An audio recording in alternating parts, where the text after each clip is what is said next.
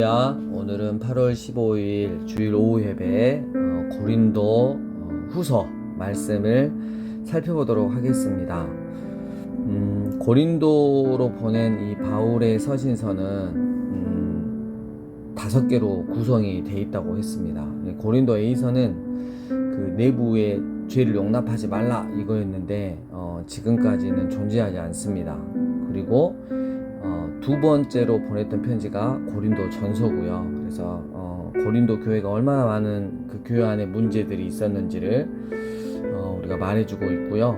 그리고 나서 사도 바울은 에베소에서 안 되겠다. 그래서 고린도 교회를 직접 방문합니다. 그래서 아주 고통스러운 방문을 하죠. 서로에게 너무나 아픔과 상처를 주었던 방문이고, 갔다 와서 그래도 그 아픈 마음에 엄중한 서신을 디도편으로 보냈어요. 근데 그때 고린도 교회가 회개하고 돌아오는 역사가 있었습니다. 그래서 너무 기뻐서 쓴 편지가 바로 이 고린도 후서 이 전반부가 되겠고요.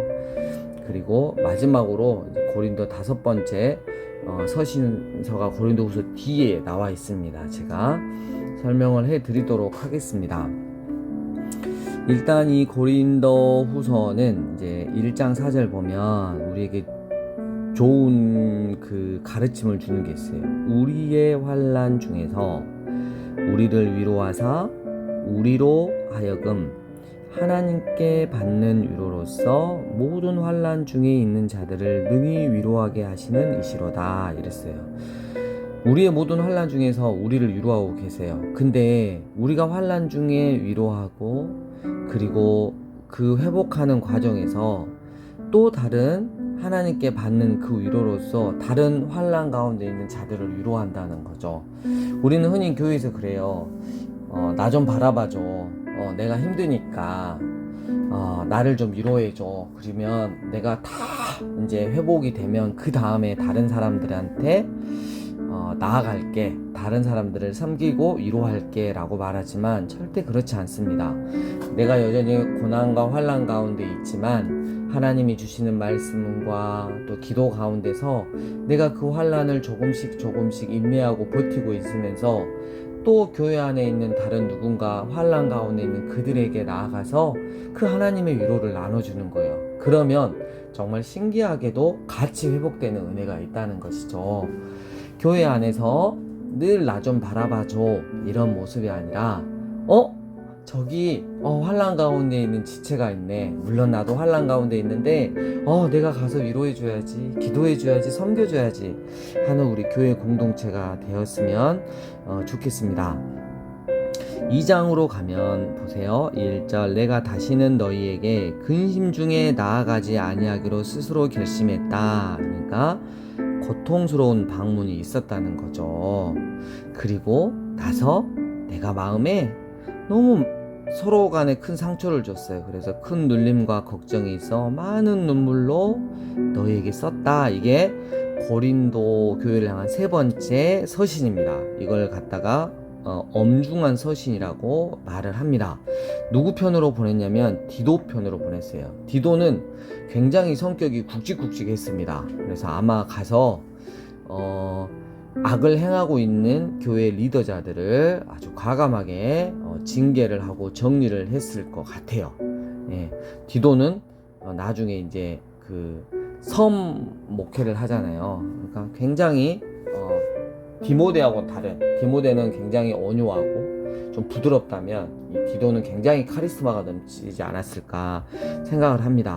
근데 이 엄중한 서신을 통해서 이제 고린도 교회가 돌아왔다, 하나님 앞으로 돌아오고 있다라는 소식이 들으니까 너무 감사한 거예요. 그래서 그들에게 축복의 말을 합니다. 2장 15절 우리는 구원받은 자들에게나 망하는 자들에게나 하나님 앞에서 그리스도의 향기다.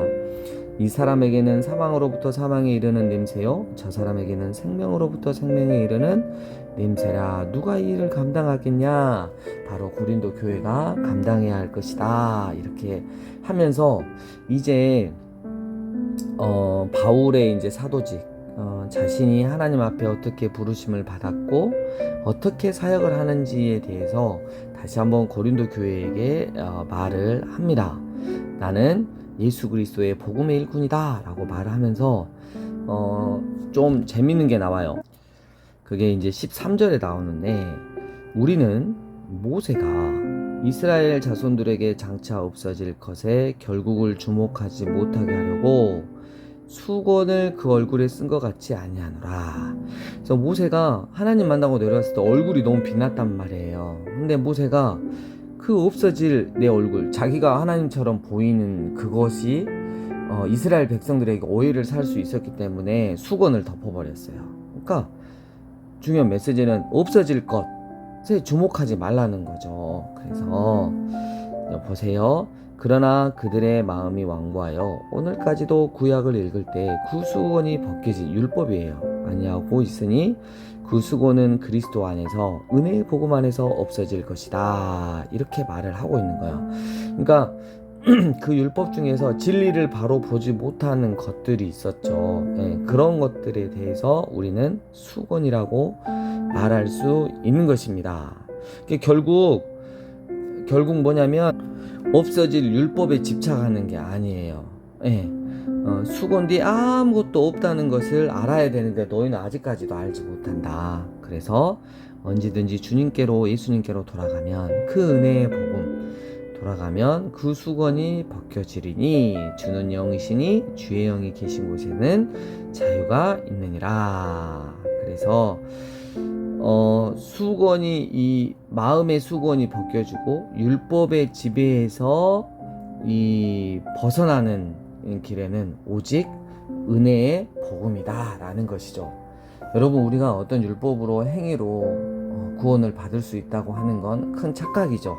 오직 은혜의 복음, 우리에게 거저주시는 한없는 하나님의 은혜 때문에 왜 날 선택하셨는지, 왜 나 같은 죄인을 사랑하시는지, 그것이 깨달아 알아지면 나는 얼마나 하나님 앞에 하찮은 존재고 죄인 중에 괴수인데, 그런 나를 사랑하시는 그 주님, 그 십자가의 복음을 우리에게 허락하신 그 주님을 생각한다면 우리는 하나님 앞에 나아갈 수 있을 것이고 감사할 수 있을 것이고, 그 안에서 참 자유, 세상에서 누리는 참 그 하나님 나라의 참 자유를 누릴 수 있을 것입니다. 그리고 나서 4장의 7절에 이런 말을 해요. 우리가 이 보배를, 예수님을 질그릇, 깨지기 쉬운 그릇에 가졌으니 이는 심히 큰 능력은 하나님께 있고 우리에게 있지 아니함을 알게 하려 합니다. 여러분, 우리가 은혜의 복음 안에서 참 자유를 누리고 산다면 우리는 질그릇이에요. 너무나 깨지기 쉬운 질그릇인데 그 안에, 우리 안에 예수님이 담아져 있기 때문에 여러분, 우리는 뭐 해야 되냐면, 내가 드러난다, 그런 문제가 상당히 있는 거죠. 우리 주님만, 예수님만 드러내는 삶을 살아야 하는 것입니다. 10절, 우리가 항상 예수의 죽음을 몸에 짊어짐은 예수의 생명이 또한 우리 몸에 나타나게 하려 함이라. 꼭 우리가 예수님만 드러나는 우리의 삶이 되기를 축복합니다. 16절, 우리가 낙심하지 아니하노니 우리의 겉사람은 낡아지나 우리의 속사람은 날로 새로워지도다. 우리가 잠시 받는 환난에 경한 가벼운 것이 지극히 크고 영원한 영광에 중요한 것을 우리에게 이루려 함이니, 우리가 주목하는 것은 보이는 것이 아니요 보이지 않는 것이니 보이는 것은 잠깐이요 보이지 않는 것은 영원합니다. 여러분, 여기서 주는 메시지는 뭐냐면, 우리는 어디에다 가치를 두고 살아야 할 것인가 라는 것이죠. 아주 가벼운, 아주 별면치 않는 이 세상에, 잠시 왔다 가는, 이 100년 정도 왔다 가는 이 세상에 우리가 모든 가치를 두고 살아야 할 것인가, 아니면 영원한 하나님의 나라, 주님과 함께할 그 나라에 우리의 모든 가치를 두고 살아야 할 것인가를 말씀하고 있는 것입니다. 자, 5장 15절, 그가 모든 사람을 대신하여 예수님이 죽으심은 살아있는 자들로 하여금 다시는 그들 자신을 위하여 살지 않고, 똑같은 말이잖아요. 우리가 예수님을, 우리 죄를 대신해서 죽으신 예수님을 그 믿는 자라면 다시는 여러분, 우리가 죄의 노예가 되고 사단의 노예가 된 삶을 살 필요가 없죠. 오직 그들을 대신하여 죽었다가, 나를 대신하여 죽었다가 다시 살아나신 예수님을 위해 살게 하려 함이라. 그래서 우리는 누구든지 그리스도 안에 있으면 새로운 피조물입니다. 여러분, 이전 것은 지나갔으니 보라 새 것이 되었도다. 여러분, 분명히 성경은 말씀은 선포하고 있습니다. 네가 너를 위해서 십자가에 못 박혀 죽으신 예수님을 믿는다면 너는 새로운 피조물이다 라고 말씀하고 있어요. 여러분, 마음 중심으로 믿는다면 우리는 새로운 피조물이에요. 근데 그게 가짜의 고백이라면, 세상과 양다리 걸치는 고백이라면 결코 우리가 새로운 피조물이 되지 않는 거죠. 여러분, 반인 반수 많이 들어봤죠. 반은 사람이고 반은 짐승인 거. 여러분, 보시면 얼마나 끔찍합니까? 여러분, 근데 우리가 그런 식으로 살고 있다고 생각했어요. 반은 하나님의 사람인데 반은 사탄의 종이에요. 여러분, 이게 말이 되는 거예요? 안 되는 거죠. 여러분, 그러니까 우리가 옛날에 그 육체로 사는 게 아니라 새로운 피조물, 내 안에 예수님을 담고 사는 피조물로 살아야 할 것입니다. 6장 1절, 하나님의 은혜를 헛되이 받지 말라, 이용하지도 우리 맙시다. 그리고 나서 이 세상에서 살아갈 때 어떤 어려움도 있고 비교도 당하고, 악인들은 더 잘 살고 잘 먹고 자식들도 잘 되고, 믿음 생활하는 나는 먹고 사는 것도 힘들고 자식들도 왠지 좀 변변치 않는 것 같고 그냥 믿음만 있는 것 같고 세상에서 쭉쭉쭉 잘 뻗어나가는 것 같지 않고, 하지만 여러분, 사도 바울은 분명히 말하고 있습니다. 아무것도 없는 자 같으나 우리는 모든 것을 가진 자로다. 왜요? 예수님을 가졌고 하나님을 소유했고 영원한 하나님의 나라를 분양받았잖아요. 그러니까 여러분, 이 세상에서 아무것도 없는 자처럼 살지 마시고 모든 것을 소유한 자처럼 살아가시는 여러분 되시길 축복합니다. 사도 바울이 권면합니다. 너희는 믿지 않는 자와 멍에를 함께 매지 말라. 이거는 결혼에 있어서도 되지만 더 확대를 해보면 뭐냐면, 믿음의 순수성을 해치는 세상의 그 무엇과 절대 타협하지 말라는 거예요. 그리스도와 이랬어요. 예. 악한 것이 어찌 조화되며 믿는 자와 믿지 않는 자가 어찌 상관하며 하나님의 성전과 우상이 어찌 일치가 되리까. 우리는 살아계신 하나님의 성전이다 꼭 기억하고 우리는 살아야 할 것입니다. 보시면 7장에 보면 고린도 교회 회개를 기뻐하다 이런 말이 있죠. 그리고 기도를 6장에 보니까 보냈다는 거 알 수 있죠. 그래서 자, 10절, 하나님의 뜻대로 하는 근심은 후회할 것이 없는 구원에 이르게 하는 회개를 이루는 것이다. 세상 근심은 사망을 이루는 것이다 하면서 너무 바울이 기뻐했어요. 그래서 이제 그 고린도 교회에게 또 하나 권면을 했습니다. 마게도냐 교회가 구제 헌금을 되게 많이 해서 힘든 교회를 많이 도와줬죠. 그래서 보세요. 2절, 환난의 많은 시련 가운데 그들의 넘치는 기쁨과 극심한 가난이 그들의 풍성한 연보를 넘치도록 하였다. 그래서 서로 도왔다는 거, 섬겼다는 거예요. 근데 이 일에 너희도 함께 참여하기를 원한다 라고 사도 바울이 말을 하면서, 가난한 자를 위해서 우리가 구제헌금을 드리자 라고, 고린도 교회 너희 잘 살지 않냐 그러면서 이렇게 말합니다. 각각 마음에 정한 대로 할 것이고 인색함으로나 억지로 하지 말지니 하나님은 즐겨내는 자를 사랑하시니라. 헌금은 하라 그래서 꾸역꾸역 내는 게 아니라 내가 받은 은혜만큼, 그리고 하나님이 마음에 주신 것만큼 인색함으로나 억지로 하지 말고 기쁨으로 우리가 헌금을 하자 이렇게 이야기를 했는데, 이제 9장까지 끝나고 10장에 보면 이제 마지막 고린도 교회의 5번째 편지가 나와요. 이 편지를 고린도 교회에 받고 일부에서 바울 지금 얼굴도 못생겼고 설교도 못하고 맨 편지 쓸 때만 조금 글에 힘이 있는 것 같고 아무것도 아닌 것이 또 우리한테 헌금하라 그랬다 이러면서 좀 또 흉을 보고 그랬나 봐요. 그래서 사도 바울이 어린이들 표현으로 하면 빡쳤어요. 그래서 10절에 또 이야기를 합니다. 너희는 외모만 보는도다. 이렇게 이야기를 하고, 또 그들의 말이 그들의 편지들은 무게가 있고 힘이 있으나 그가 몸으로 대할 때는 약하고 그 말도 시원치 않다 한다. 그러니까 이렇게 지금 사도 바울을 뭐라 그러죠. 그리고 또 11장 6절에 보니까 내가 비록 말에는 부족하다, 이런 식으로 이야기하죠.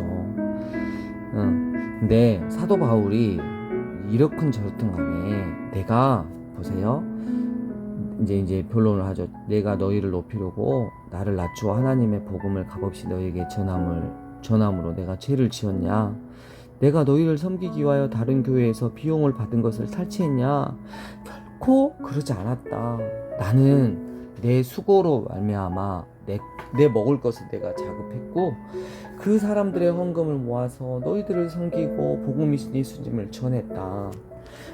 그래서 그 사실을 하나님이 다 아신다, 이렇게 말을 하고 있어요. 그래서 뭐냐면, 여러분의 돈을 받느니 차라리 돈을 받고 내가 내 이익을 위해서 살았으면 차라리 나는 죽어버리는 게 낫다. 난 정말 하나님 앞에서 떳떳하게 부끄러움 없이 사역을 했다. 너희가 오해하지 않았으면 좋겠다. 이런 이야기를 하면서 자기가 이제 11장 22절부터 여기까지 쭉 이렇게 보면 사도 바울이 얼마나 힘들게 그 사역을 감당했는지, 감옥에 갇히는 거, 수고를 넘치도록 한 거, 매도 수없이 맞고 여러 번 죽을 뻔한 거, 막 여러 가지 막 이렇게 3번 파선당한 거, 막 강의 위험과 강도의 위험과 동족의 위험과 이방의 위험과 막 이런 엄청 것들, 또 수고하고 있으면 여러 번 자지 못하고 줄이며 목마르며 여러 번 굶고 춥고 헐벗었다. 근데 복음이신 예수님만 전할 수 있다면 나는 그 어떤 것도 마다하지 않고 복음을 전했고 예수님을 드러냈다. 그리고 나는 부득불 자랑하는데 나는 어디도 갔다 왔냐면 14년 전에 셋째 하늘 천국에도 갔다 왔다. 근데 보세요, 4절, 그가 낙원으로 이끌려 가서 바울이 말로 표현할 수 없는 말을 들었다. 여러분, 천국은 어때요? 말로 표현할 수 없어요. 사람이 가히 이르지 못할 말이로다. 근데 천국 갔다 왔다는 사람이 어때요? 사람의 말로 말을 한다는 말이 문제가 되는 거죠. 여러분, 이미 계시는 신구약 성경을 통해서 완성됐습니다. 천국을 갔다 오고 지옥을 갔다 온 사람 간증이 필요가 없습니다. 오히려 해가 될 뿐입니다. 여러분, 그런 거에 훅 이렇게 끌려가시면 안 됩니다. 그래서 사도 바울도 이 천국에 대해서 계속 말하지 않아요. 근데 나는 천국에도 갔다 온 사람이다. 나 부득불 자랑한다. 너희가 나를 정말 무시하니까. 그리고 또 여러 계시를 받은 것이 내가 너무 컸는데 하나님께서 너무 자만하지 않게 하시려고 내 육체의 가시 곧 사탄의 가시를 주셨다. 근데 그 이유는 내가 교만해지지 않기 위해서.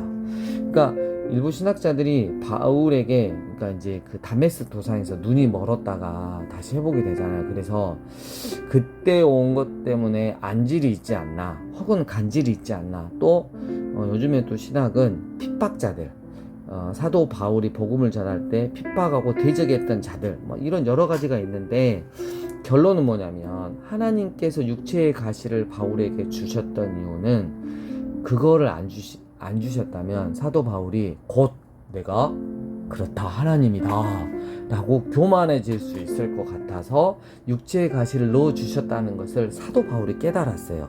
보세요, 어떻게 깨달았냐면 3번 동안 육체의 가시를 떠나가기 위해서 구했더니 예수님께서 내 은혜가 너에게 족하다, 이렇게 말씀을 하시는 거예요. 그래서 안 거죠. 그래서 여러분, 우리가 거절하심에 대한 우리의 기도에 주님의 거절하심에 대한 감사가 알아야 돼요. 사도 바울처럼 내가 자만하지 않게, 내가 자만해지고 교만해질 것 같아서 오케이, 하나님 주님의 은혜가 제게 족합니다 라고 고백하며 그 육체의 가시를 끌어안고 평생을 살았던 게 바로 사도 바울입니다. 너무 멋있죠? 그런 이야기, 자기의 사도됨을 이렇게 이야기를 하고, 이제 13장 마지막 13절 5절에 너희는 믿음 안에 있는가 너희 자신을 시험하고 너희 자신을 확증하라. 예수 그리스도께서 너희 안에 계신 줄을 너희가 스스로 알지 못하느냐. 그렇지 않으면 너희는 버림받은 자다. 늘 우리가 믿음 안에 있는지 우리 자신을 시험하고 말씀 가운데 확증할 수 있는 것. 죄를 멀리하는가? 세상과 양다리 걸치지 않고 있는가? 오직 주님을 사랑하고 있는가? 여러분 언제나 찬 빛이신 그 예수님 안에 거하는가? 아니면 나는 어둠이 더 좋은가? 이런 것들 여러분 체크해 보시고 시험해 보시고 말씀 가운데 확정하며 예수님이 내 안에 계시는 거 맞아.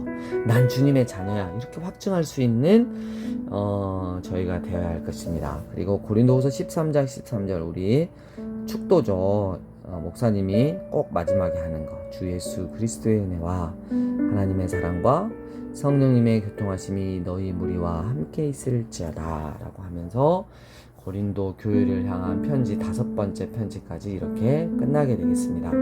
이번 한 주 고린도 후서를 또 읽으시면서 또 주님과 많은 대화를 하고 더 주님의 것으로 거듭나고 그렇지 나는 질그릇이지만 내 안에 보배이신 예수 그리스도를 담고 있어. 그래서 나는 아무것도 없는 것 같은 게 아니고 이 세상에서 가장 큰 행복을 가지고 있어. 나는 예수님을 품고 있기 때문이지. 그래서 여러분 기쁨 가운데 행복한 가운데 주님과 동행하시는 한 주 되시길 축복합니다.